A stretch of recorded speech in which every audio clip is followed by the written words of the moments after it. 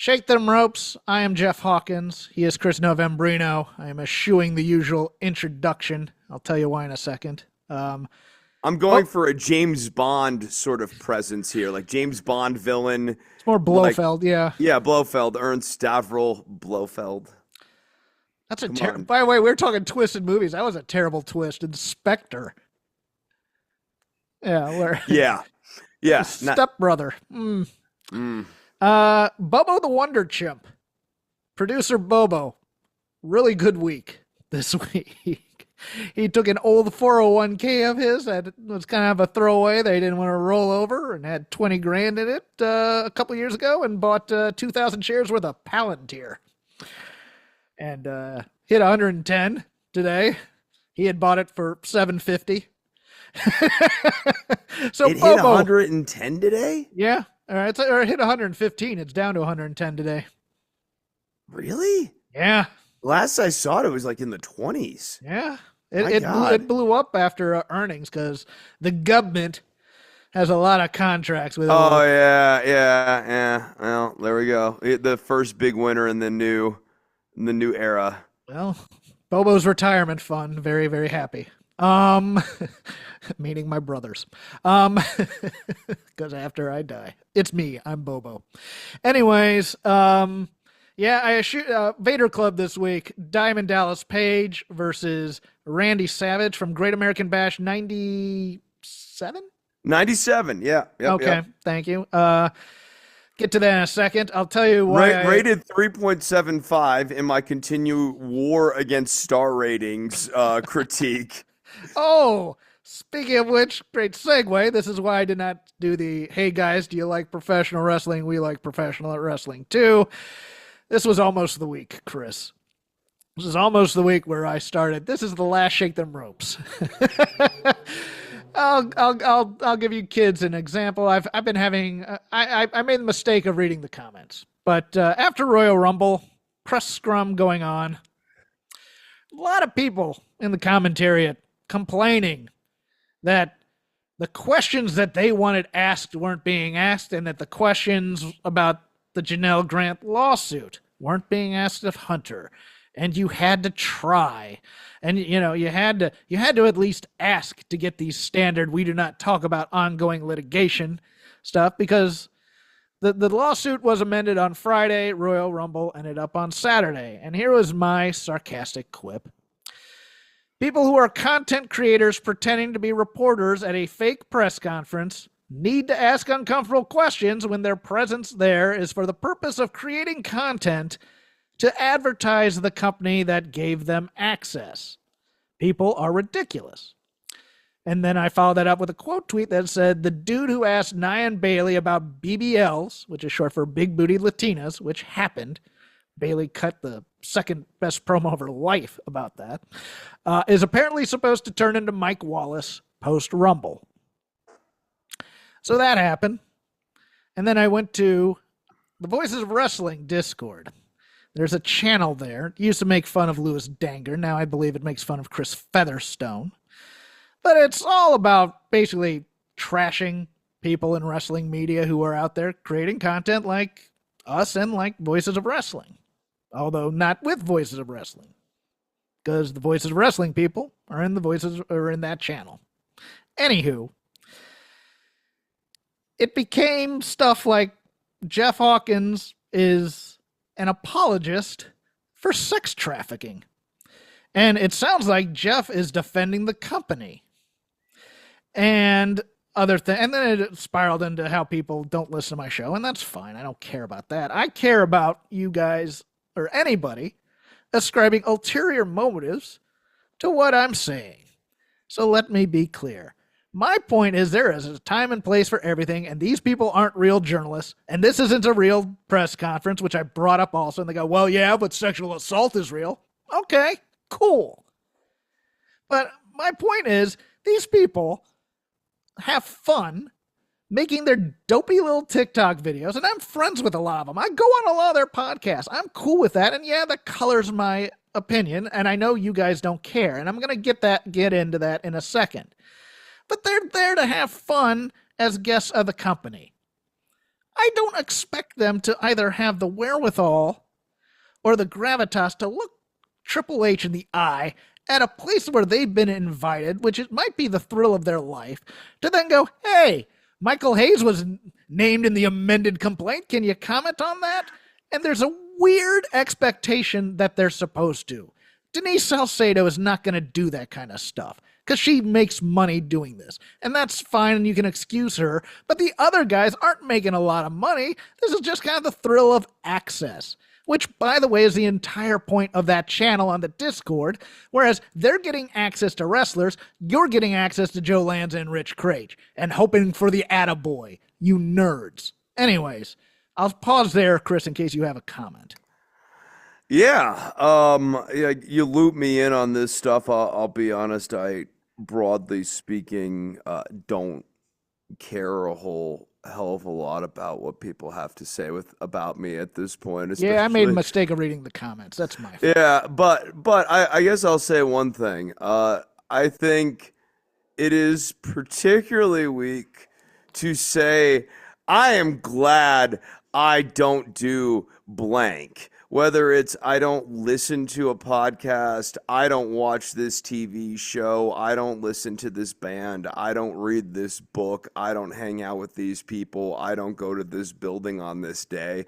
Whatever it is, I think it's unbelievably weak and lame to be glad about that. It's nothing affirmative. It's like, oh, I'm so glad that I'm not eating, trash out of a trash can. It's easy to be it's that's easy. That's a low bar in life to set for yourself. Well, but me continue. But then no, I have more things to say, Jeffrey. All right. So then, if you're glad that you don't listen to this show, shut the hell up about it. You have nothing to say about it. You don't care. You don't care what I have to say. And if you're aggrieved about what I'm saying right now, well, you ruined your own happiness and your own gladness by listening to this show in the first place, a show that you espouse to not be, or to be glad to be free of. Always a choice. You can always change the channel. That's what's so lovely about this. But then let's talk about these press conferences. What do you people who want something more out of these press conferences want out of these press conferences? Do you want this to become a few good men where you get the general to say, you're goddamn right, I ordered the code red, and then what? And then what? Think about all the various times in recent years, you can look at news and current events or whatever else you'd like, where an artist has said stuff, an individual has said things that would seemingly be career ending. I remember once, I'll give an example here that's a different one than what we were talking about before the show.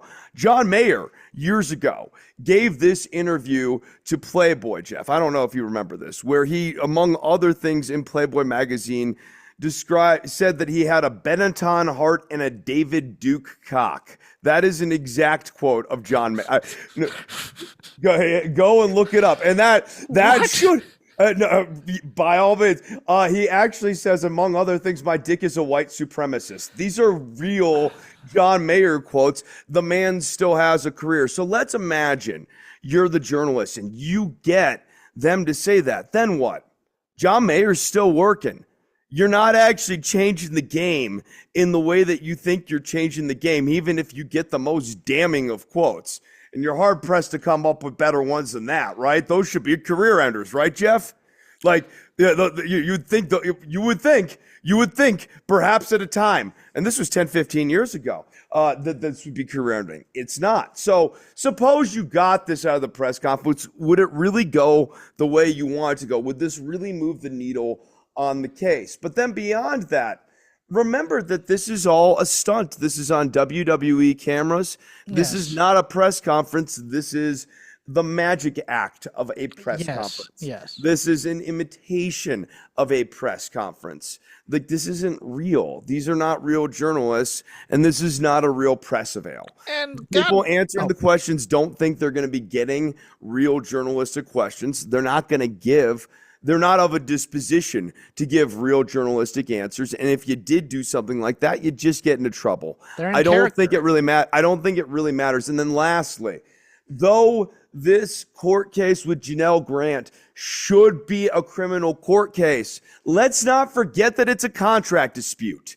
Thank What you. the things that you want out of this press conference are things that would move the needle in a criminal case. They aren't things that are going to move the needle, particularly in a contract dispute. Yes. So once again, you've misunderstood the text.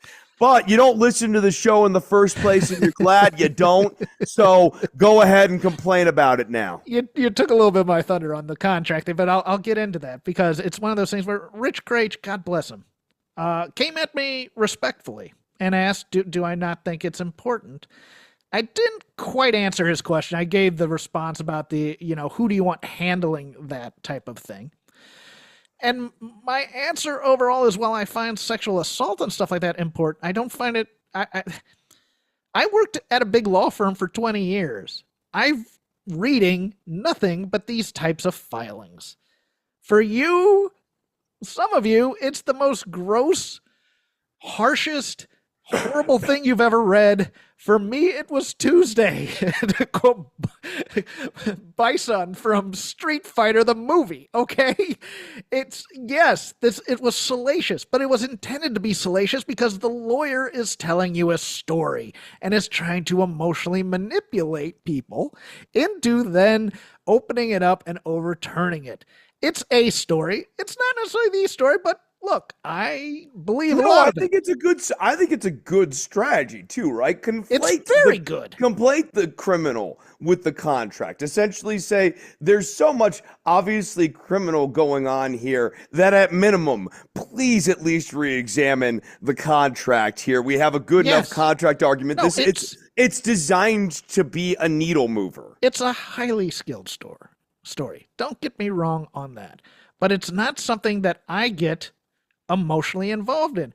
It's also one of those things where it's like I forgot my other tract, but I'll probably find it eventually somewhere here. Can you, just for the sake of listeners, explain what you mean when you say you don't get emotionally involved in it? Because I think that maybe an uncharitable read of that would say you're unmoved by it. So what do you mean when you say you don't get emotionally involved in it? A few different things. Number one, working in law, you read a lot of filings and a lot of horrible things happen to people and a lot of terrible things that corporations do. I am a little bit numbed by it. I will admit that. But I also have not been emotionally involved in professional wrestling as a company or a thing since 1987 or so. I've always grown up with hating Vince McMahon. I don't think he's a good person. So for people to be shocked that he was this bad of a person, I'm the guy who always thought of Vince McMahon as the guy who took a briefcase full of money and got Jimmy Snuka off of murder. Okay? I don't think anybody finds him necessarily redeeming in any sorts, and it's one of those things where you hear the emotional plea of it, and I guess there are people who like him. There is a certain amount of cognitive dissonance in being a wrestling fan, in that, at least when I was growing up, it wasn't something that kids did after school as a fun activity for team building and whatnot. It was beer drinking ex-jocks who didn't want to give you the secret of professional wrestling because it was afraid they were going to put it in their coffers and take away money from them, so they'd break your arm to see if you were on the first day, to see if you'd come back because you wanted it enough. It's a scummy business. It's one of these weird things to me where to me at least, I don't get emotionally involved with it because it's lawyering. And this is what lawyering is supposed to do. And so because I've hung around lawyers for so long, yes, it's a horrible story. But I also take kind of the Gus from Charlie Wilson's War, the Zen Master story. We'll see. We'll see what the other side says. I don't think WWE is a great company in any stretch of the imagination. But people eat sausage, and I don't want to see how the sausage is made too. I think you have to have a certain amount of cognitive dissonance to be a wrestling fan. And this is why I also just can't you believe what WWE did? They are such a terrible company. They covered up sex trafficking. Of course they did. It's the company type of a thing. It's something where it's like none of this is unexpected to me, Chris. I might be rambling a bit. It's a combination of all these things, and it's just one of those things where it's like I understand you're angry, but as you got to again, it's a contract law dispute for me. It's not it's not the trial. It's not him. He hasn't admitted anything. And I think that's what they really want is I want you to admit you're a bad person. We finally got him on this one type of a thing. You know? Oh, well, I mean, look, if you're looking for guilty in the court of moral opinion, yeah, Vince McMahon, he's been guilty of that since Snuka. Yes. As you said earlier. I mean, and this is just further evidence of it. And does this make WWE look like a bad company? Yes, but they also advertise for the Kingdom of Saudi Arabia openly and regularly on their show and ever intensify that relationship. So it's like, I don't know. Even that's not a big revelation to me. And then it's like, okay, what if in a press conference they got grilled about Saudi Arabia more? What then? What would change? It's unclear to me. And here was the part here's where it made me a little bit angry at that channel. Because they have no emotional investment in either the people who do this content creation, and they also don't partake in WWE, and that's a personal choice, and I'm cool with that. But it's like, well, we don't care about those people who you'd have to go do this, losing access or whatever. They don't even like the stuff that they produce. And for me, I'm a little bit more empathetic towards them because I could be a hater too and say I don't like their stuff, and I don't necessarily like their stuff, but they're having fun. They're doing this. They've always wanted to be in the wrestling business or whatever, and this is their chance. And WWE is saying, yeah, we'll do the free advertising, and you can use our people to prop up whatever the hell you're doing. And it's a mutually arranged thing for people. And I could be the guy with his arms crossed going, why would you ask that kind of question to somebody when you have 30 seconds to ask them, et cetera, et cetera. Or I can let people have their fun and do it. Like, that's the difference to me in terms of a actual, like, working example of the difference right now in wrestling companies. The people at WWE are going there to do their yeeting and to have fun and to cheer and boo and whatnot. And the AEW fans are have their arms crossed, waiting for the chance to say this is awesome or whatever, and being a bit judgy and being quiet when it doesn't affect them. And their fandoms and the tribalism, it's one of these things where the tribalism is killing people's inner mental concierge, so to speak, kind of. In terms of that, it's like, I'm not going to fault someone who grew up a fan of WWE and wants to make dopey videos of their kid asking Nia Jax questions, like my friend who is the father of World Wrestling Kid. I'm not going to say that person is participating in the sex trafficking of a person.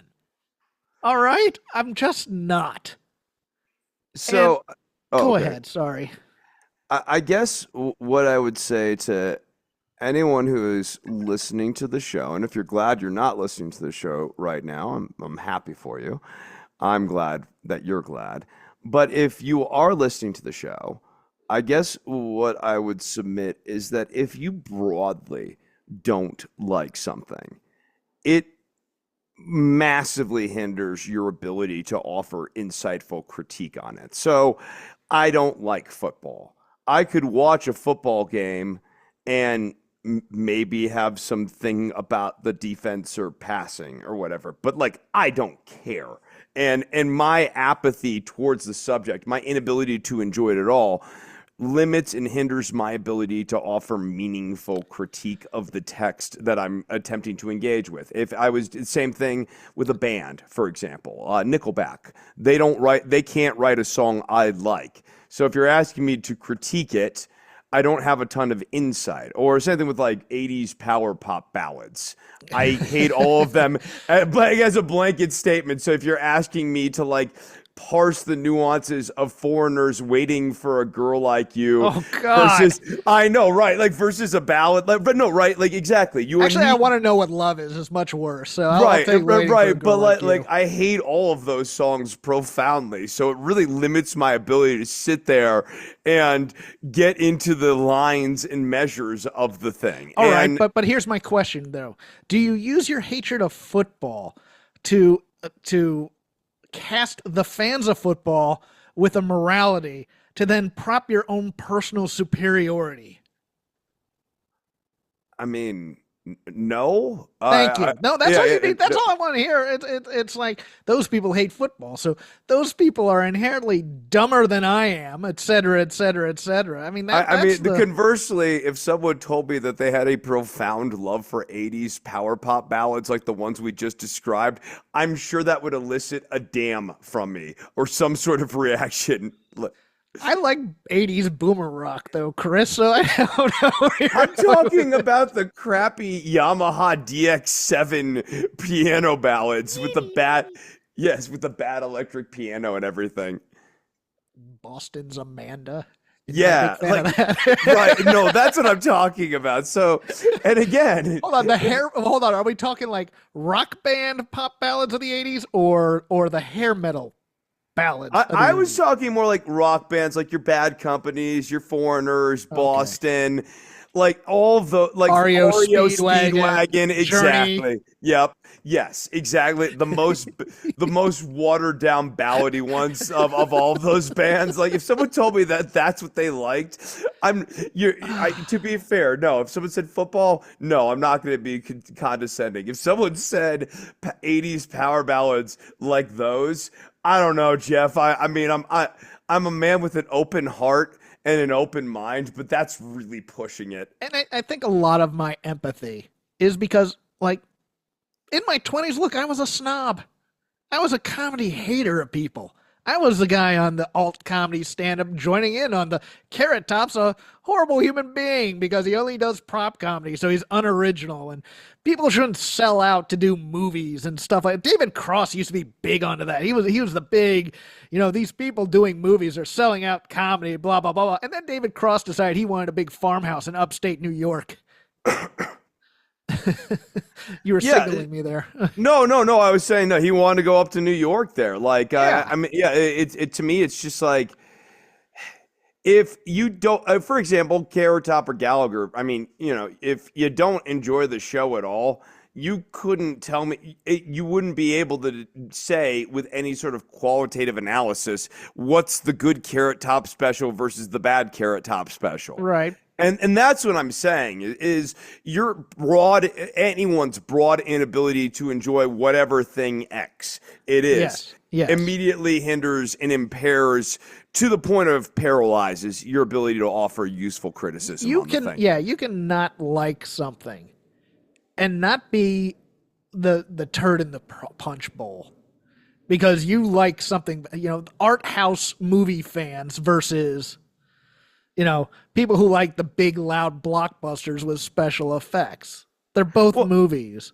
Or like, I guess what I'd say is if you don't like Meltzer, for example, not picking on Dave for any particular reason, but if you don't like Dave, right, then that's it. Your commentary is, well, I don't really care for Meltzer. You probably should water's edge it at that and not go over your skis and explore frontiers that you shouldn't. Like journalistic standards or something to that effect, where it's like you don't really know all that much and you don't know what he's doing and you don't know, his motives and everything like that. It's it's that cool kid. Sean Rassap isn't a great journalist. He never said he was. So and so's doing this. So and so's doing that. So and so's doing. Okay, great. What are you doing? Get off the couch. Get into the arena. Shut up. Right. And if you can't produce some sort of quote to support your initial jumping off point, especially if it's a strong claim like so and so is not doing journalistic whatever, you might want to stop before It's you even start professional penning. wrestling. Yeah. Too, And it's then like- also remember that this is professional wrestling. And a lot of the people, Based don't on- even It's a job don't- based don't- on lies and deceit. And go Yeah. ahead. Sorry. No, a lot of us don't even get paid for this, or No, we're doing this very out of the little. Yeah. kindness of our heart to analyze wrestling. Speaking of which, the same Voices of Wrestling Discord. I went to the WWE channel. Jey Uso won the Royal Rumble. He's going to be headlining main eventing WrestleMania, allegedly. He will go into WrestleMania as the Royal Rumble winner, is the way I prefer to That frame is how it. I would prefer it too. I think it might be a story point, but nevertheless, the talk of his work rate was coming up and how the match is going to suck, etc., etc., etc. And I am here to tell the work rate, fellas, that work rate is a path to getting over. The point of professional wrestling, Chris, is to get over and make money. And work rate is a combination of technical skill and pace and whatnot to not elude, but to extract an emotional reaction from you, the viewer. Much like catchphrases, much like promos, much like anything else. And it's been somehow turned into a thing to be judged and compared, etc., when it has always been a path. Some of the worst workers in the world were some of the most over wrestlers. I hate to tell you people that, and I hate to say that people say that they go too much on, well, the business has evolved, and this is what it, blah, blah, blah, blah, blah. You watched that Monday Night Raw with the entire crowd yeeting, and you go, yeah, that's the reason why he won the Royal Rumble and no other. I'm sorry. It's just one of these things where maybe I've just gotten old and I'm just like cool with a lot of things that I may not have been cool with before, or I'm just really easygoing about my wrestling criticism. But I'm like, he's over. Let's see what he can do, guys.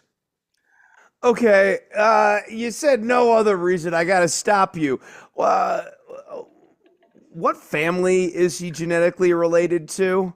Do they have any sort of input in the company, influence in the company? Do we think perhaps his push and his profile would even this opportunity? Is this perhaps nepotism? Is that what you were saying? I'm saying that Jey Uso is very talented, but slow your roll, homie. Like, No, yeah, I obviously get this that is a too. bit of Yeah, a family look, job. But he's not my cup of tea. I don't think he's I don't think he's a guy. Let's put it this way. I don't think he is a marquee face of the company wrestler. And yeah, he feels like a quite a quintessential upper mid card guy. he feels like Hangman to me in many ways, but everybody got mad at me for saying that because Hangman does great wrestling. It's like, okay, but Jey Uso's more over. Yeah, and his character's been more consistent, and people just seem. It's not even just being over with the catchphrase. People seem to be connected with him. Yes, in a there's way an emotional thing there for some there, reason. yeah, and they like chase. Jay. The chase. Yeah. They like the chase with him, and I don't get it because to me it's more of a Sami Zayn story to tell, and it'd probably be a little bit better as a Sami Zayn story. But also, Roman Reigns explicitly said part of this whole bloodline deal is to get my family members over as individuals. So we're doing it.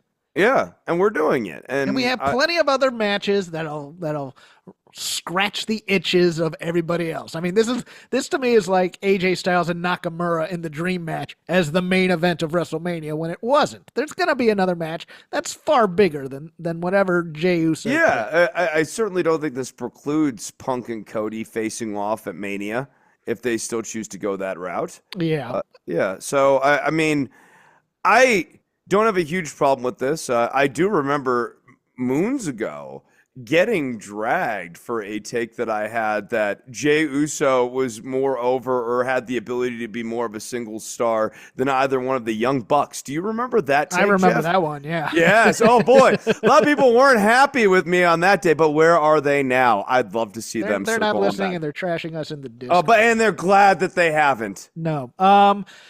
Back to the news, just to put a bow on it. Lawyers for Janelle Grant filed a new amended lawsuit on January 31st with some new claims, as well as listing the names of people like Nick Khan, Brian Nurse, Brad Bloom, and Rich Herring, who were listed without names in the original suit. Another minor change, for whatever reason, Dave's words, was removing all references to Stephanie McMahon by name, but listing all the previous lawsuit notes that had her name just without a specific name. It is unknown why this was done. I have some theories. But also, what's your theory? You think maybe getting some help from Steph? possibly. I think that's it. But I think naming the officers in the suit as opposed to WWE employee number one, I think it's part of the spaghetti attempt, and it's one of those things where it's like, well, if we get shot down in court, then all of you know who the officers involved were, and you go after this company because look, I've been on record. I don't like the strategy of how much Ann Callis, I believe that's the name of the attorney, has been doing public media about this case. And that's the thing I was going to bring up about the press conferences. Old judges don't know internet. I've learned that over the years. They don't understand technology. They don't understand a lot. And so you don't also want to give a defense the chance to say, well, possibly these people were colluding to set up Triple H to say something on the record, blah, blah, blah. Oh, do you follow Brandon Thurston on Twitter? Well, case dismissed.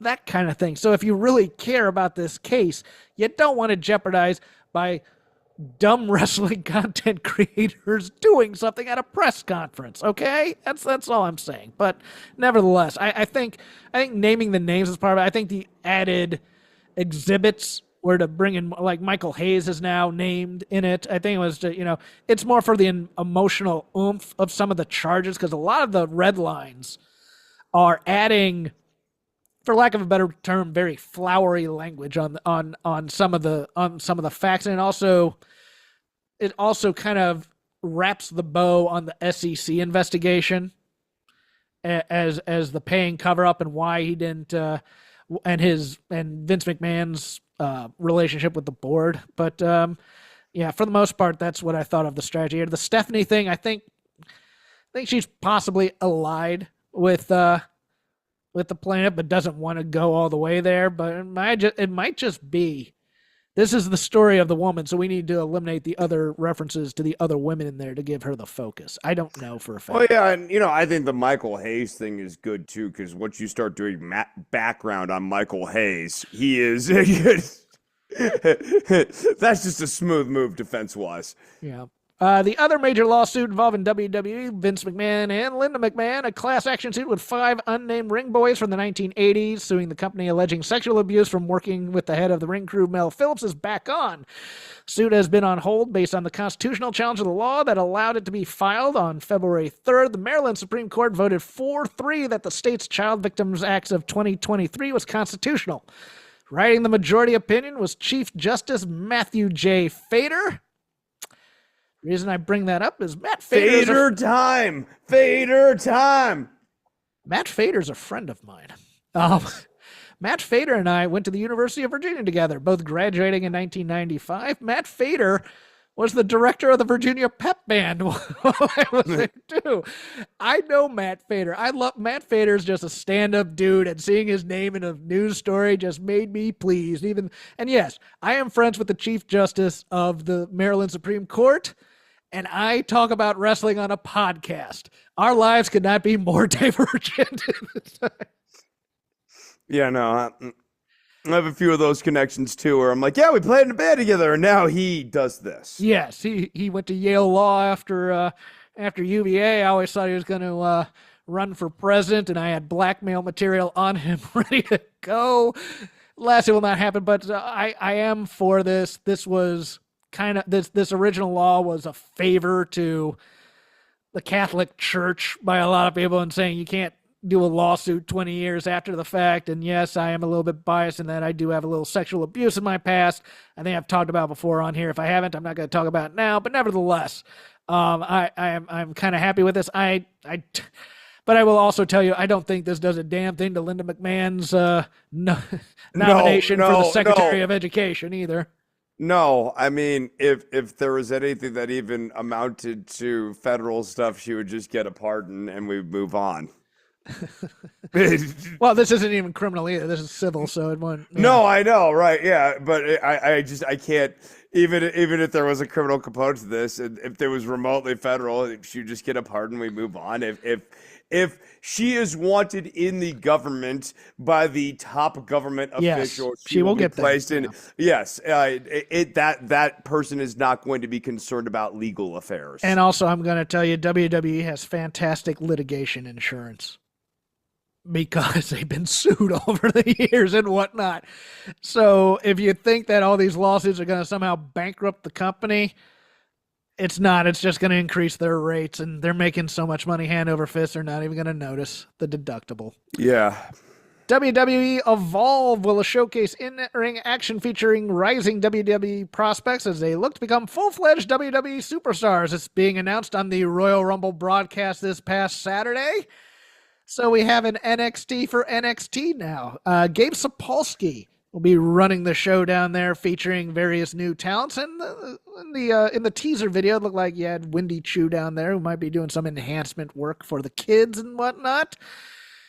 I won't be watching this, but I think it's a interesting move in that it premieres March 5th on 8 p.m., 5 p.m. Pacific, exclusively on Tubi, with a new episode dropping each week. There had been rumors of AEW shopping a streaming show to various platforms to kind of extend their reach, and this would seem to put Tubi out of reach for them.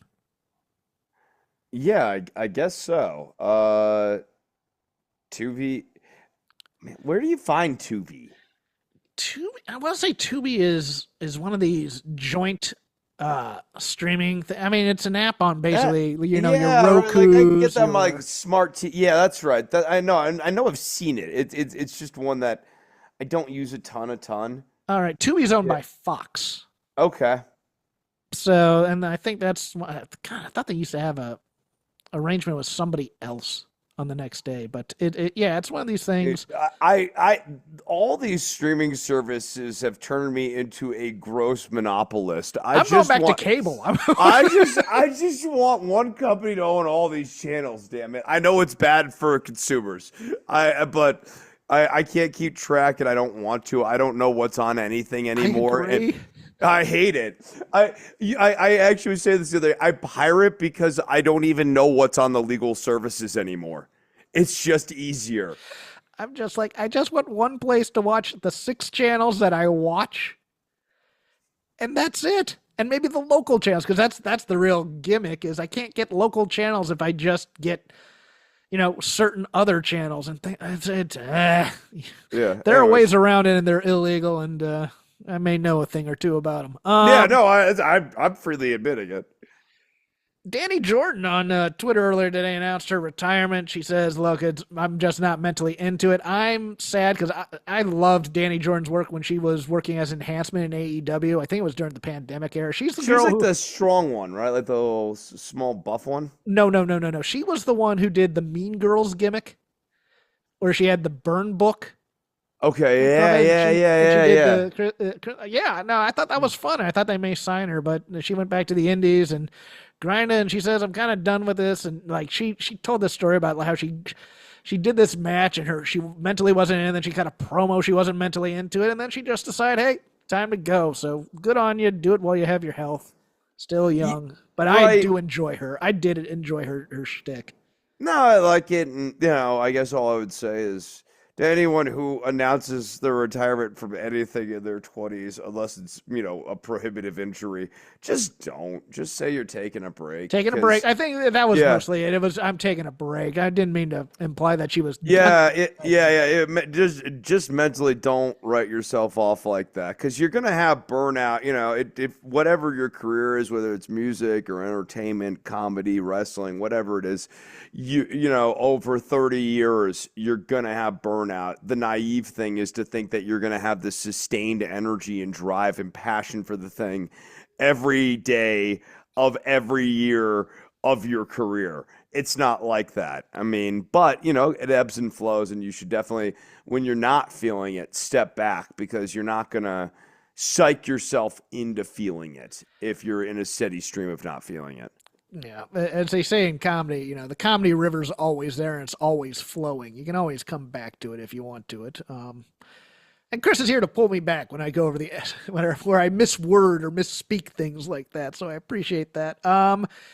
Other personnel things: Kevin Owens officially resigning with WWE. Sean Ross Sapp reporting that earlier this afternoon. Big loss for AEW here. I think that AEW was real close to getting Kevin Owens away from WWE. He would have been a real big, valuable asset to them, and it's a darn shame.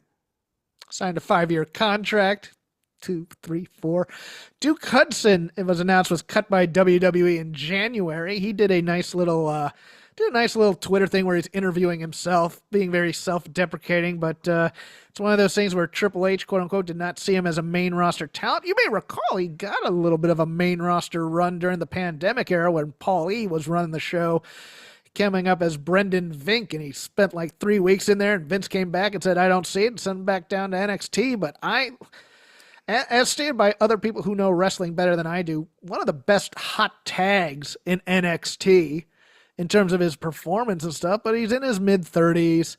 I really enjoyed it. I still think Chase U is a moneymaker, at least for a short time on the main roster with T-shirts and stuff like that, and I'm a big fan of getting paid. I wish he had gotten that shot. Yeah, I think Chase U is perfect for SmackDown in their, middle of the pack tag team thing. Why it's 6? You can just fight for them forever for like 30 years and do it that way. Oh, and I think they, obviously Andre Chase, I think is both a talented hot tag and obviously a very entertaining promo. Yeah. And an entertaining character as well.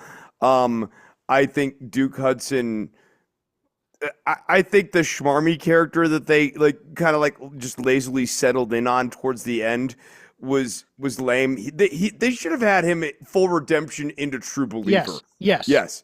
He needed to be the most true believer at the end and like the most heartbroken and everything. You can't do a redemption story and then just kind of half-ass it with, it was all right, but we're moving on type of a thing. Make him fully redeem, make him buy in, and then he would have been mad over as a babyface. I think part of the reason people didn't get hugely behind him was they didn't trust that he was being sincere. Right, yeah, and like that, they even were still playing with that with the Ridge Holland thing, and Ridge was still like trying to like appeal to. Well, there's essentially what we still see as the audience, that there's something not quite consistent about Duke Hudson, that he's still venal and he still has these tendencies that are annoying.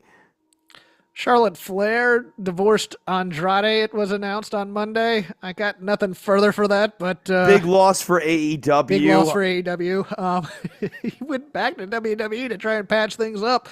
And breaking news, Bear Boulder's been fired by AEW. The company learned that he had been arrested for spousal battery by strangulation in January and cut him from the company. No big loss for AEW. No big loss for AEW. God. That'll end the news segment. Now for the lazy river of wrestling criticism, whatever we watched, whatever we had time for. Starting with ice cold takes on the Rumble. I thought it was kind of mid until the second half of the men's Rumble, and then it got very, very interesting. The women's thing, it was okay. Positives from me were both Liv Morgan and Bayley just absolutely getting crushed by people to put them over. I thought good on them. Liv Morgan especially, out of the, 4 people who have that knee strike to them, I think 3 of them don't really know how to do it. So she took them from Julia, from Sonya, from Shayna, and I think also from Zoe Stark. So I think Liv has really improved over the last year. I think she is a very complete package. Her one weak point remains a little bit of the in-ring work. But God, her character work is good. Her promo work's solid. I thought she was working hard here in this match, too. I had the same thought. Even though, once Charlotte came out, I was like, well, here we go. Charlotte was announced, but notable surprises. Jordan Grace, now fully on the WWE contract. Alexa Bliss, back. Oh shit! I just said Alexa, and my thing goes off again. It was leaked to the wrestling media that they couldn't come to a deal, and then she showed up, and then they brought it up on commentary. Sean Ross Sapp further reporting that this was kind of a 12th hour deal, and that she replaced Shotzi in the Rumble, but they just kind of used it as a spike the football thing on internet rumors, et cetera, et cetera. Trish Stratus appearing, and yeah, and I don't think there. Oh, and Nikki Bella at number 30. I mean, it was okay. I didn't. I mean, it wasn't bad, but it really didn't move me, and nothing, horribly shocking. Because yeah, Charlotte came back, and we'll go into her promos on Monday and Tuesday when we get further down the lazy river. The tag team match, 2 out of 3 falls, kind of fell flat, in my opinion. It felt like we're gonna try and do this match, and they worked hard, but nobody really got into it, and I think they were missing something as opposed to kind of doing a WWE style match. They kind of did a shout out to the indies, I think. I don't know why it didn't work. I thought it was going to be better than it was, and I think maybe it just wasn't, work on a limb and have, somebody struggle to get a hot tag type of a tag match. What did you think of this? You were really excited about it. I fell asleep during it. That's how and I know, and it got me excited for it. And then real quickly, I just realized in the presentation, yeah, oh, we're not really committed to this as the centerpiece work rate match of the show. Like, this could have been, the show needs to have one traditional match on it, one that really kind of scratches and satisfies the itches of, wrestling purists, and this would be that good well worked match for the wrestling purists. But WWE is perfectly content with Royal Rumble, and we just need to take this away now. Yeah. They are perfectly content with Royal Rumble being Royal Rumble, and the assumption that you're here at the Royal Rumble show or you're watching the Royal Rumble show to see the Royal Rumble, and that's all they care about. The melodrama works, as we saw in the Cody Rhodes, Kevin Owens ladder match, which, look, I don't like ladder matches. I thought this one was good. I think, I don't know what I was expecting. You were expecting a higher level presentation where this was more of a structural wall to the Royal Rumble show, right? Yes. Like in another pay-per-view, this match would need to deliver at a different stimulative level. And what I very much come around to is this idea that they just don't view any other match on the Royal Rumble pay-per-view as standing on its own merits. Like, for example, if this Cody and Kevin Owens thing was on a September pay-per-view or something like that, it would have gotten a lot more attention and there would have been a little more dramatics to it. Whereas I thought the finishing stuff was pretty ho-hum. I mean, Sammy coming out and stuff at the end, it didn't have the emotional resonance that it might on another show where they were focusing in on the value of the match. Yeah, I agree. And I think they may have needed to pay off Sammy a little bit harder in terms of that he actually may have thought about helping Kevin Owens in the match. Because all he did was look, and it was very subtle. And I was like, well, WWE doesn't play subtlety well. They are the melodrama factory. They are the cutting promos in the middle of a match type of thing. And so it was like one of those things. And then we get to the men's rumble. Again, the first half I was finding meh.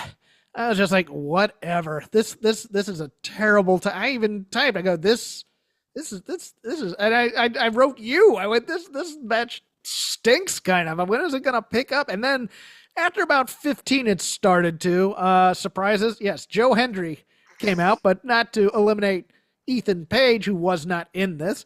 No, he just kind of gets, he does his shtick and he gets booted. TNA champ. There you go, kids. Yeah. What was the other surprises? We had, not many per se. Oh, I liked Logan Paul in it. There was rumors coming out that Drew McIntyre was very upset because LA Knight was working a battle royal style and was continuing to go while the focus should have been on other people. Okay, I kind of, I get it. I mean, it's a valid complaint, but I rewatched it. I went, well, I mean, LA Knight's just kind of, he doesn't want to stand around and watch at the thing, which is what happens in a lot of these Royal Rumbles, become everybody else watch what's happening and then go back to the action type of a thing. So I slightly, I would defend him, and I would just submit that part of the problem and why these things become boring is This should be a feast for the eyes. What's happening over there? What's happening over there? What's happening over there? And at key moments where you want to make sure everyone's audience focus is focused in on a key beat, okay, everyone ramps down. You might even just have somebody say, cool it. And everyone knows to kind of like chill it out a little bit so we can focus in on Jey Uso hitting so-and-so or whatever. But after that, I want it to be chaos. Yeah. That's what I'm here for. Yeah, and become set pieces, and it's fine. And the set pieces were very nice. Don't get me wrong. I mean, all the eliminations and the aftermaths of it were very satisfying in that second half of the men's Royal Rumble. I brought up other people were going, "This is one of the best Royal Rumbles ever." I was like, slow down. I still judge that first half as dull as dishwater for me. No, nothing's ever going to touch 92, right? No, I don't think so. Because the stakes were so high. The roster was just a who's who of wrestling history. It was great story. Great story. Yeah, the story was a little bit off here because we needed the swerve. I mean, God, they tried hard. Like John Cena was great in this, in terms of his, in terms of me thinking that, man, I can't believe they're going to give this to. Wait, hold on. I did not have Jey Uso on my bingo card at all winning this show. But then you step back a half step and go, all right, it kind of makes sense. They were doing the whole Gunther storyline on Saturday night's main event, and they're connecting all these things. But for me, it's a little too clever by half in the sense of I just think Jey Uso is not going to be the final biggest match of WrestleMania, and you can't do it. And so, like, this is all cute, but like, he's just not that guy. Let's stop. The money match for WrestleMania remains Punk versus Cody. The money story for WrestleMania remains Punk versus Cody. I think so too. And I think you can still have Jey Uso face off against Walter in the sub main event or a, two events down world title match. That's a classic. It's Macho Man and Steamboat potential, but that's not the main event of that show. Yeah, I think Punk's getting inserted in Jey Uso and Gunther storyline so that Cena can face Cody. Even though I think Cody and Punk is the better story, I don't know. I mean, there's still mysteries to be solved here. So, and a lot of and we saw from last year, but they moved a lot of pieces around. So, I mean, an interesting story coming into the next year is Punk's the world champion, Cody's the WWE champion, and we have a slow build to a title versus title match between these two. No, that's true too. Going to Raw. As good as Jey Uso's emotional promo was because he came out there and he knew what he was going to say, I have no idea what that Charlotte Flair thing was all about. I don't know if she said, Does she? I don't know if she did either. And I don't know if it was, I'm going to go out there and read the crowd and go with it, or I'm not doing the babyface thing effective enough. And also her delivery, every promo she does is yelling.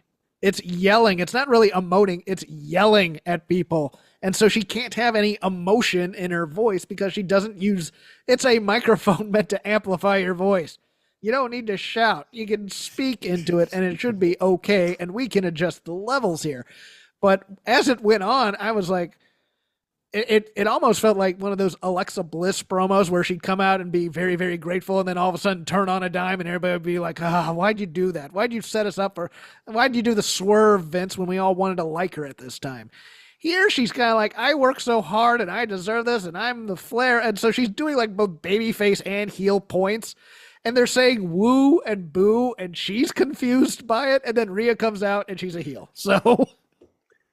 Right. I don't think people really quite knew what to make of Charlotte on this first promo. And Tuesday didn't help either. Tuesday didn't either. It almost felt like they sent her out there to do trial balloons. And just let's see where everyone's feeling about you. And the answer is they all feel you as a heel. Are they going to cheer for your big title victory? Probably not. So mention it and see what they think. Yeah, I think it's very silly that they thought that juxtaposed against Rhea Ripley, Charlotte Flair had any chance whatsoever being perceived as the babyface. I think she knew it too. I know. I think she was probably confused with, you guys really want me to go over there and try to get over with everyone knowing full well I'm about to challenge Rhea Ripley? Let's see if we can get this 50-50, kid. Go out there and talk about how much you miss the fans and you rehab your knee. The money in the build is this to be really 50-50. Oh, my goodness. Yeah. Your turn, sir. Okay, let's go back around to Kevin Owens here. I hated this Kevin Owens attack on Sami Zayn at the end of Raw. Yes. I absolutely would not have turned Kevin on Sami yet. I'd still have Kevin trying to pour poison into Sami's ear. I think the intrigue with the Sami Zayn character right now was in the will he or won't he. And now we've basically removed a lot of that with Kevin Owens attacking him.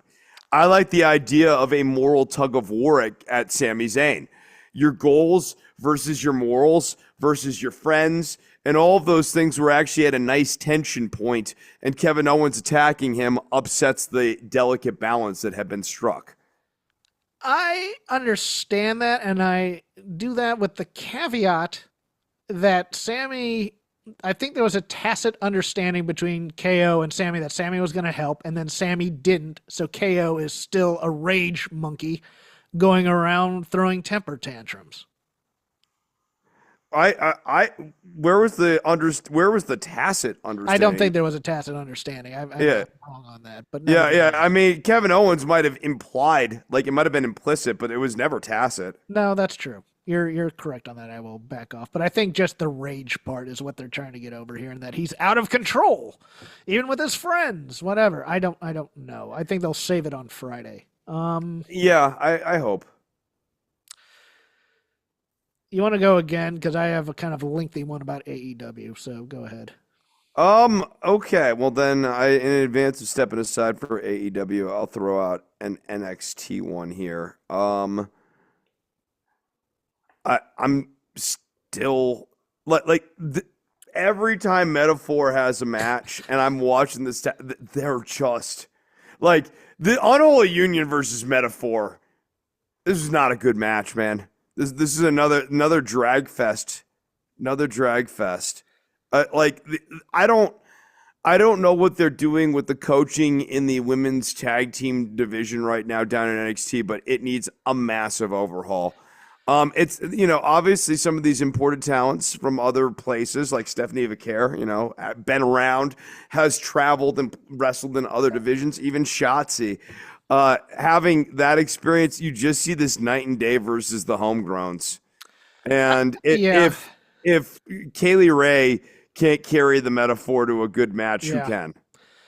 I'm with you there, and I'm also just really pro going in there and going, all right, we need to stop the choreography and just learn the basics of wrestling. And again, I've pushed this before.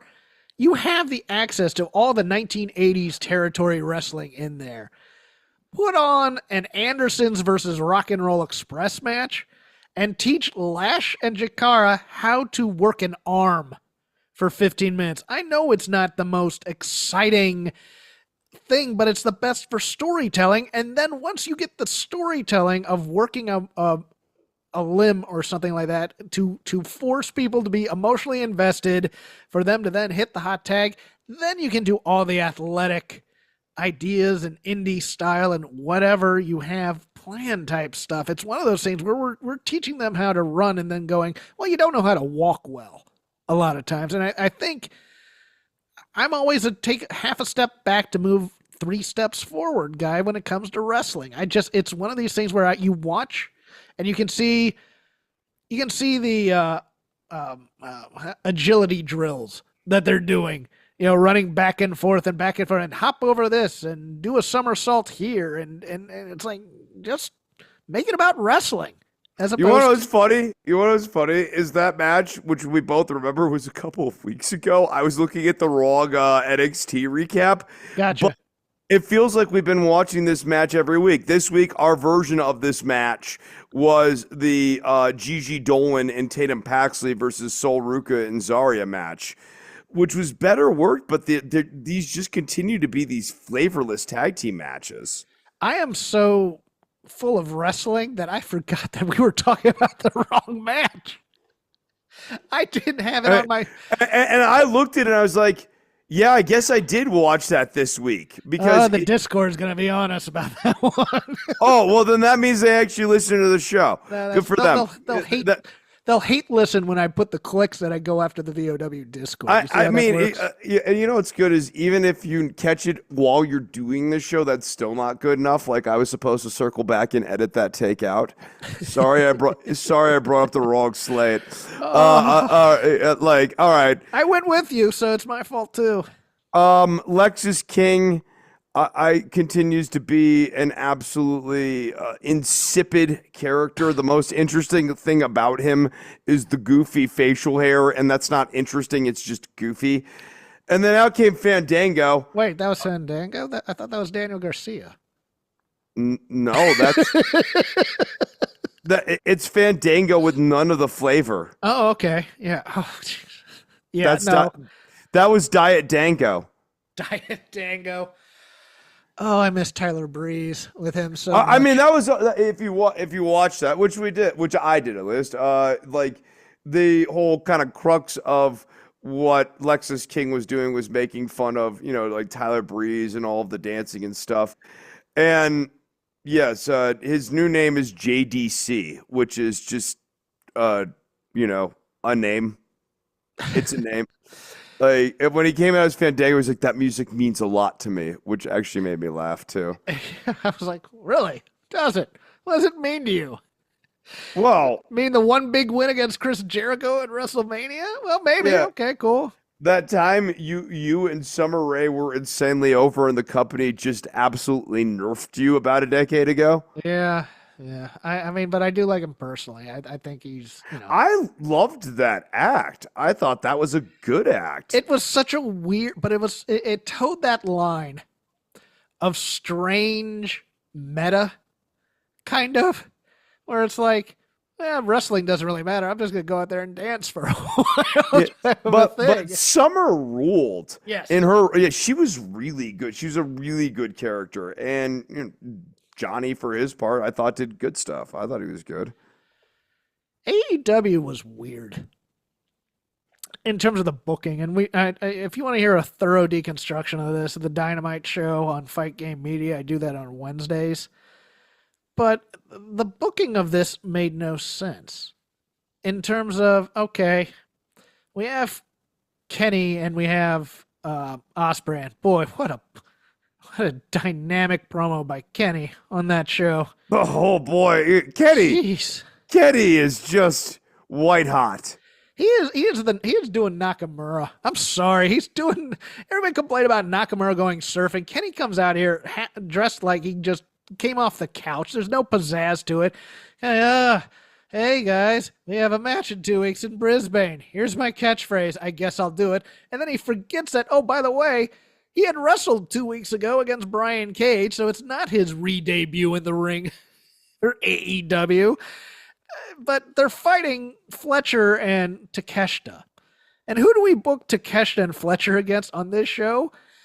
Against the Buddy Matthews, Brody King team that's fighting for the tag team championships. So we have to figure out a way out of this. And how do we do this? Well, because the reason this was booked is because it'll be a banger. It'll be a 4-star. Dave will love it until we get to the ending where we decide we're going to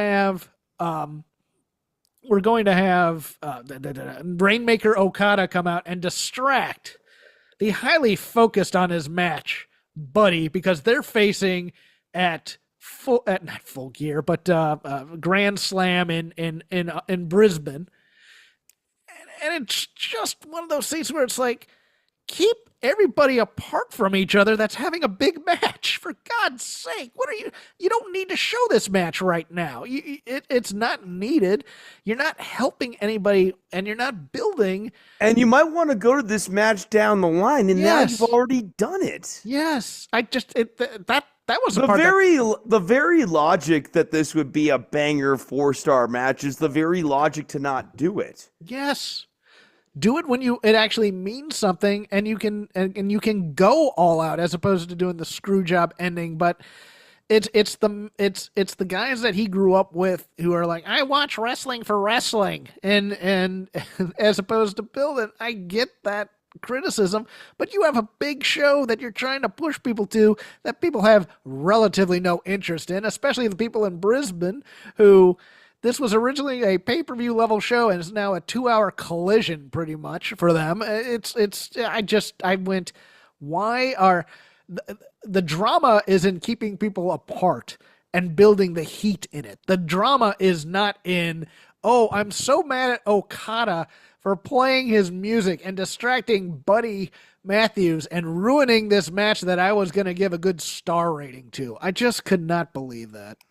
And I will say that I thought that those shows had more promos than in recent weeks, so it's at least a slight step in the right direction on that front. But we continue to get to these matches that either are, as you were just describing, matches that don't need to be happening right now, or competitive matches that are way too long that I don't give a shit about. Mark Dunkzilla Davis versus Will Ospreay.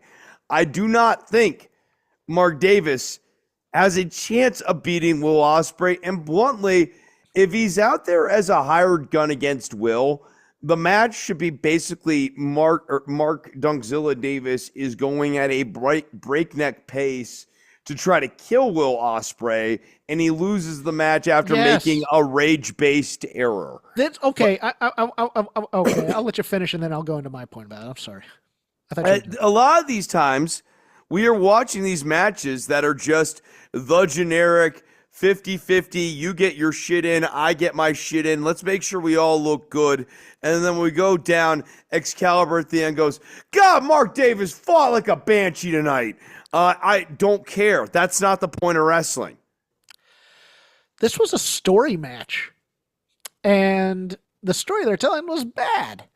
Because last we saw Mark Davis, he was fighting against the Callis family on behalf of Will.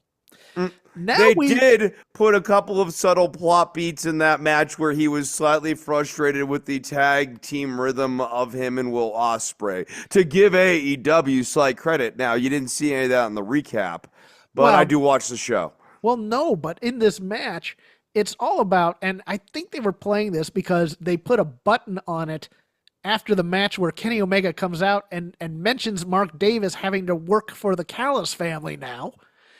But all they did for this match was Davis gives Don Callis a brief look as he goes down to the ring.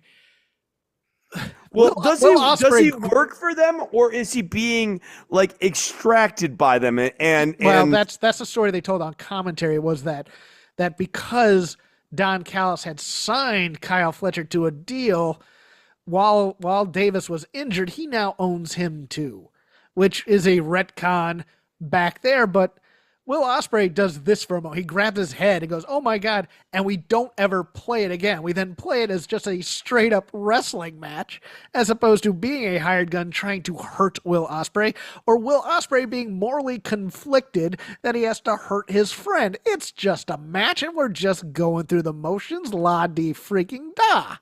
Yeah, again, is he a willing hired gun or an unwilling hired gun? That needs to be played out in this match. You have to choose a lane on that. I think the retcon of, he got bought out by Kyle Fletcher, well, that doesn't explain anything. Oh, well, they were a team, so when Callis signed Fletcher, he had signed Aussie Open the whole time. That doesn't explain Davis's emotional state, is my point. Exactly, but there was no emotion in this match either, which sucked. Yeah. Right, and so it's just like a lot of times the big matches don't actually tell a story that's particularly interesting. Chris, I don't watch wrestling for community theater. I watch it for wrestling. Okay. It's part of the whole package, guys. You watch an effing soap opera, kid. Like, that's all I have to say. No, I watch it for the athletic purity so that my friends and I can compare star ratings. That's why I watch wrestling. God. Yeah, there has to be a little bit of drama in there to hook the audience in emotionally. I'm sorry, and it's not going to happen with a good fluid match. You need to tell the story you were telling on the TV show. I'm gonna Ah, go. I'm gonna go further. I'm gonna pick that up with Queen Aminata versus Tony Storm. This was okay. closer to a story style match, except that Tony didn't. Okay, she dressed up like Mariah May and she did many Mariah May isms, but she failed to have the Mariah May match. Yes. Which is the most important part of this. It's not just do her pose and her finisher. You need to even do selling like Mariah May. Yes. You need to do the move set of Mariah May. The whole thing. Like the true performance is every single move. And then maybe even getting up after she does each one of Mariah May's individual signature spots, like the way Mariah, and getting up and taking a round of applause afterwards, sort of aping in her performance a little bit. And then Mariah May, for her part, last week, great promo, right? Yeah. This week, I thought she was an absolute dud on commentary. I liked the slow burn after the match. I'm going to also mention it looks like Queen Aminata has lost every bit of confidence she has. Like there was that run when she was like going in between ROH and AEW where she was having kind of banger matches and she was chopping the hell out of people and I was kind of a little bit excited about it. But she had, she sold it for the entrance and then once the bell rang, I know. I think I'll give her credit. I think she was very confused on how to work this match. Are you working as a heel against Tony Storm, or are you working as a baby face against Mariah May? Okay. I'll buy that one. No, I'm not. I would actually say like she might be having other issues, and that might be a problem in other things. But I think that this is another problem with this match. Of okay, if we're doing this, I think if we're doing this, you have to have Tony in there against a clear jobber heel. Yes. Just some annoying, snotty, girl who doesn't want to wrestle against Mariah May. And it's weird because we have all that backstory, and then we decide to hook in the backstory of the jacket of Swerve, which he wore at a pay-per-view once. That is Jimmy Rave's jacket, I think. They explained it on a pay-per-view like 2 years ago, and we're trying to get the emotional connection here for the Ricochet feud with the scissors and stuff. And I'm just like, you need to explain the jacket a little more if it's that important. I'm sorry, you do have to hammer that for those of us who don't remember 2.5 years ago. This is a guy who lost his house and he's over it, so you need to make this jacket really matter. He lost his child at home, Jeff, and he's okay. So this jacket has to really matter now. But overall, if I had one thing to really, really state about that show is, and this is odd coming from me, too much comedy on AEW, especially when you're trying to get Hangman over. As I just, they start that interview and they go, "Do you regret what you did?" No.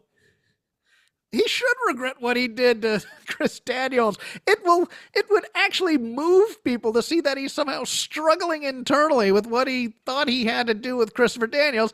And instead we get into a Wile E. Coyote Roadrunner match with Max friggin' Caster, whose only job is to get beat up on various shows, and his stupid open contract. He got beat up by Roosh on Collision. It was glorious, just for the 1, 2, 3. But here comes Hangman Adam Page, who we are supposed to think is some sort of main eventer or heir to possibly take this AEW title. And he's talking about riding in a car with Max Caster and chasing him through the arena, and then a weird look with Max and moving on. And it's Chicken and Peter Griffin type stuff. And I was just like, what are you doing to this guy? Yeah, no, Max Caster at one point actually felt like he had some star power a few years ago, and now he very much feels like comic relief and just this mid-card goober. It's so strange how the aura is completely off of him. And putting him with Hangman Page, who's supposed to have a main event aura. And it's dragging him down. Yeah, it's not helping either one of them. It's a bad pairing, but this Hangman character is a bad character. But Dustin Rhodes is awesome. Dustin Rhodes came out there, cut 2 promos on the night, showed the kids how it was done, and said, "Good night, everybody." I know, it made me very excited for when he goes back to WWE and repairs with Cody. Like the Cody and Dustin promo is going to be big money. And it's not happening. He says he signed his last contract with AEW. He just did that a few weeks ago. He says he's on his last contract with the AEW, but like this whole, I mean, right down to MJF bringing up his little brother. I just have this very hard time believing that he's never going to go back and work with his little brother in some capacity. That rankled a few people because it's my rule. You don't mention the people on the other show because people will then go to the show, but he could have mentioned them kind of in a different way and it would have worked like, you're in the, and that's why your little brother had to leave or something like that in terms of burying him on the way out. But I loved that line. I thought it was delicious. I thought it was a delicious roast of Dustin. You might argue it was bad business or whatever, but like in terms of like what a great burn. It was a wonderful burn, but it also made me very much daydream a little bit about him going back to WWE for one last run and being able to retire on his terms as an actual legendary wrestler, which he is. I have nothing else to say. Do you have any other hits? Do you want to go back to NXT and say something about that? Man, Kalani Jordan as a heel, it's like we've now overcooked this. You want her babyface again? No. It's that like, okay, that too hard.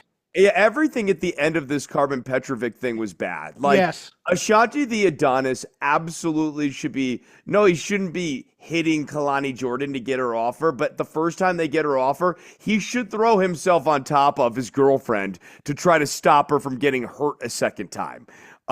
That's a thing that you would do if you actually cared about your partner. So I thought that, like, that came off as lame. The Carmen Petrovic and Ashanti the Adonis story continues to be lame.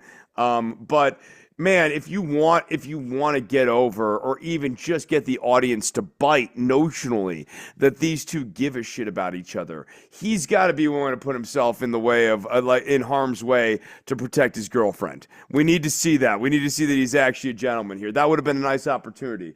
Conversely, I thought Carmen Petrovic was also a really terrible opponent for Kalani Jordan here, in the sense that, like, one, we're trying to get her over as this martial arts killer. Two, having her tap out, and she tapped out in relatively short order. She needed to pass out is what needed to happen here. She's a warrior. She is, a martial arts warrior, and she needed to pass out warrior spirit style.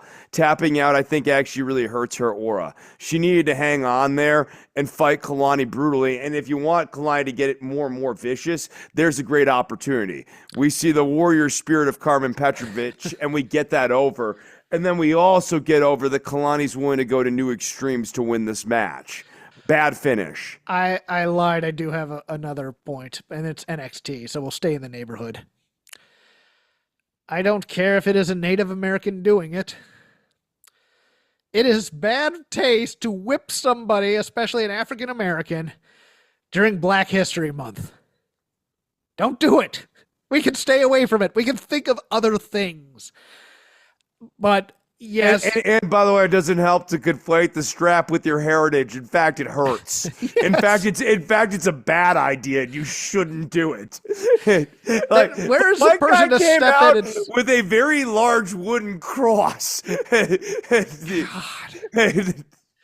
This is Adam Cole wearing the crown of thorns on Good Friday level of what the hell are you doing?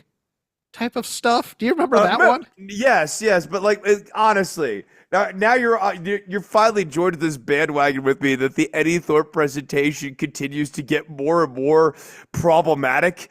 Like they had a perfectly fine, not problematic character, and they've managed to week in, week out make it worse and more problematic. Stop digging. That's all I ask. Stop digging. Oh my God. The hole is big enough. Stop digging, for God's sake. Stop. He's already dead. The gimmick's already dead, and I liked his character, and I liked the heritage. I did too. I liked once you'd settled in on, like slightly bitter because he comes from a minority group, but it's not like the overarching thing. And like really what he's pissed off about is management and not getting a fair shot, and he's willing to manipulate and screw people over and be crafty and like use ingenuity to get himself into opportunistic situations. That was a great character. That was a good character. DEI in a promo, isn't he? He's gonna demand for like a diversity initiative or some shit. Yeah, it's gonna be like NXT has a diversity problem, and I'm going to be like, no, and I'm gonna like walk out of the kitchen. You have Obafemi and Trick Williams. Well, my people were more oppressed. I'm seeing it and I'm hating it because Shawn Michaels should not be writing that kind of stuff either. No, I know, right? Like, God. Okay. But maybe we figured out the culprit for why this Eddie Thorpe gimmick seems to get worse and worse every week is that Shawn Michaels is writing it. Yes. Just stop. Stop digging. Stop. Vader Club time. Vader Club. Set us up here. So, this week, I wanted to just change gears, do a little different thing for the palate. And I went back to two of my favorite wrestlers and a feud that I do enjoy, even though it's smack dab in the middle of the WCW versus NWO war, which sometimes results in these matches not being as good as they could be if it was just a straight up narrative where Paige and Savage just hated the shit out of each other. But I love the way these two guys work together. Macho clearly seems to be very engaged whenever he works with Paige.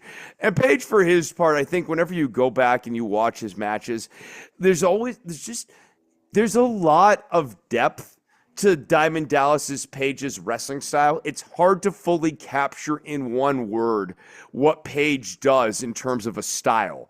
And I find that fun. Like in this match, I thought him going off of the top, like springboarding onto the top turnbuckle to hit Paige or hit Savage with a clothesline was not a move I was expecting to see Diamond Dallas Page do. Yeah, it's not exactly unathletic, but it's not exactly athletic either. And he's so tall, and he wants it's the guy who it's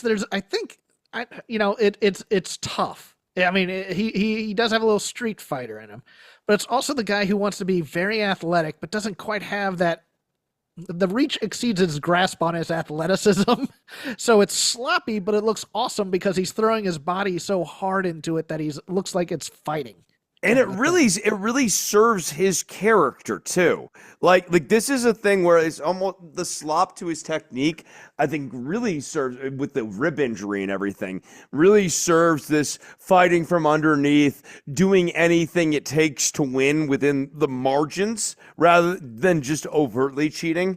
I just really enjoy Diamond Dallas Page, and I for my money, I'll say it until I am dead, the Diamond Cutter is just a more entertaining move to me than the RKO. There have been some really good RKOs, but I always just enjoy how the Diamond Cutter arrives in matches. It's like he has so many different ways to get there, and they feel a little bit more out of nowhere and more earned when they occur rather than showpieces. Yeah, Page was an acquired taste for me because I first saw him when he was with AWA, and I loved him in AWA.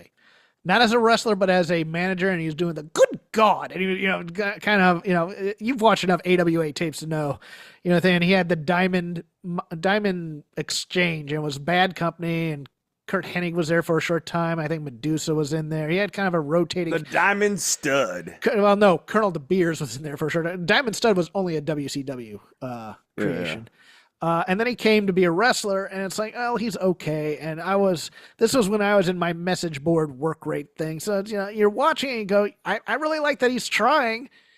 I just wish they were telling the underdog story with a younger guy to push as opposed to an older guy who was Eric Bischoff's neighbor. And that's what I would get in my ear all the time is how, oh, he's just getting a push because he's Eric Bischoff's neighbor. And really it undercuts how good he is. Because he really is quite good, and he gets emotional response, and the Diamond Cutter works and things. We talked about Jey Uso earlier in the show, and I think there's actually a really interesting comparison to like Yes. Jey Uso and Diamond Dallas Page in this run here. I DDP better, but like it's about the crowd connection. People wanted to see this guy fight from under, and the other thing that's happening that we aren't talking about in Vader Club at this time is he is having weekly TV matches where he is very actively selling the ribs and the rib injury, and all of Right. his matches feel like this. He has this weak spot. He might be in there against a lesser opponent, but that lesser opponent can take advantage. Jerry Flynn might be able to hit him with some kicks to the midsection that could really, jack him up here. Whoever he's in the ring with this week. No, I agree with that. Buffer is just it's just in his bag for the intro on this. God love this man for making so much money off of what is Doing ostensibly so little. so little, like the most glorified nothing in the world. God, he was such a big deal when I was growing up in boxing know. too. And you'd I watch this and they know. go, this. It's like it was like Getting him was like a big deal. It was a great idea, and then they just run it into the ground every friggin' pay-per-view. Look, I love lights out matches, and there's a part of me that absolutely adores the Spike. Savage just pile drivers a referee because there's no DQ, and part of me goes, yeah, F it. I can't do anything to you in this match. I love that. God love Mickey J for just wanting to get pile driven in his own hometown. It's his hometown. Yeah. Yeah, that was. Is Dusty the best bad announcer or the worst good announcer? I don't know, but another good sub match inside of this match was Bobby the Brain Heenan versus Dusty Rhodes on commentary, where like Bobby is trying to explain why Dusty's psychology is because Bobby's working as a face at this point, and Dusty's misreading the situation. Yes. And Bobby's trying to Yes. explain it to him. Because Bobby hates the NWO. So, but Dusty's hasn't been entertaining joining the NWO. I think that was kind of a flash thing at one point, but it's one of Yes, those things that's right. where you watch it back, it's kind of like Dusty's asking Bobby how to be a heel, and Bobby's not telling him. That Brain, when you were managing people, what kind of advice would you give them to win a lights out kind of match? What kind of pain would you put people through? So Bobby's just like, I don't like the NWO. I want Diamond Dallas Page to do anything necessary to beat Yes. Randy Savage. Yes, it's kind of amazing. The ending to this match suck. Oh my God! Jeez, Scott Hall comes out here, just stinks up the joint. This actually, I think, might have been the match where I stopped watching wrestling for a while because I remember I was watching this pay-per-view with friends, and I really another possible Vader Club match on this show is Chris Benoit versus Meng. And it is the most Chris Benoit versus Meng match you could ever think of. It is manly and hose-worthy. Let's put it that way. I remember that match. That would be a fun one to go back to. And then it's the tag match with Hogan and Piper versus Nash and Hall, and then it's Savage versus DDP, where the NWO once again gets a leg up on it, and you're just like heat, and where Dallas Page doing this at pay-per-views, right? Like you have Scott Hall come out, right? But someone else from WCW's side comes out and stops Scott Hall. Yes. Like they make the save. And that sets up Scott Hall's next feud, and then Page and Savage can go on. I mean, I was actually, it's funny because it's like other weird, dumb WCW isms. Elizabeth is helping Macho cheat, and Kimberly is just still like, Yes, and like yes. she should be doing something because it's a no disqualification match. Yeah, just use the I don't rules need her to have a cat fight with Liz. That's Jerry Lawler crap. I need her to help her husband win the match. all the referees getting a spot in this match between him, Mark Curtis, Nick Patrick, who I think we need a redemption tour for Nick Patrick. I'm one of those people who did not mind when he did the heel ref shtick because I had seen it before in WWF, and it's fine with Danny Davis and whatnot. but people seem to just hate his work. In I general, think and his work he's is fine. good. I think Yeah, I he's think his work is fine. good. Yeah, I have no problem with Nick Patrick. He's a good ref. Like at WCW with like Mark Curtis and Mickey J and Nick Patrick, they had a lot of really fun referees back in the day. I always love me some Mark Curtis. Who's the other one in addition to Hildebrand / Curtis? It was the other short guy with the mustache whose name I can't remember right now. Is that not Mark Curtis with the mustache? No. There's two of them though. Oh, okay. And I can't remember the name of the other one. So people are shouting at whatever they're listening to this on, but we'll think about it later. Yeah. But yeah, like I mean, they had a lot of. I thought WCW's referees were fine and entertaining, and also like perfect casts in the sense that they all sort of had personalities, but didn't have like overarching personalities. And I get why people don't care for Nick Patrick, but so much of that's just in the execution of the storyline. Right. Like, actually, I mean, for example, I think if you did a thing where you have a referee who's crooked, a la the NBA guy Donaghy back in the day, and basically what ends up happening is that there's lots of key plot points where he's officiating matches, and we like look back 6 months later and go, oh, that happened because he was crooked. Oh, that happened because he's crooked. Oh, that happened because he's crooked. Like, that is a much more interesting story than he's a crooked referee in the pocket of the champion, because that's so obvious. And it beggars belief, even in a world where people take steel chair shots to the head all the time. Like, if the things people complain Rick Knox for supposedly being inept about turned into him turning into the Young Bucks personal referee, which I always thought they were going to do at one point, I'd be here for it. Or even if Rick Knox is betting on the matches. That's true too. Yeah. Yeah, you know what I'm saying? Yeah, like just some sort of thing where he's profiting off of the blown calls. Well, I have my Vader Club pick for next week. I'm going to continue in the Mako Satomura stuff. It's going to be Mako Satomura versus Io Shirai. It's a fantastic match. It's really good. I apologize for not getting this one out, but I was a bit in my feels and also a bit busy at work. This has been Shake Them Ropes. You can follow me on X at CrapGame13. You can follow Just the Show at Shake Them Ropes, all one word. We are part of the Voices of Wrestling podcasting network. I also do a show over on Fight Game Media on Wednesdays, 20 minutes after Dynamite goes off the air. Paul Fontaine and myself live on YouTube. It's called The Dynamite Show. Not very creative, but it also drops in your podcatchers for free on the next Thursday morning. Chris is going to plug his stuff now. I have guitar lessons and music lessons that I teach. You can hit me up, and if on Instagram, Dr. Nov, DOCTOR_NOV. I forgot that. I'm sorry. That's quite all right. Hit me up. Also, please follow on Spotify as well. I have music up there, so I would love it if you do that. See you next week, kids, and we'll be in a better mood.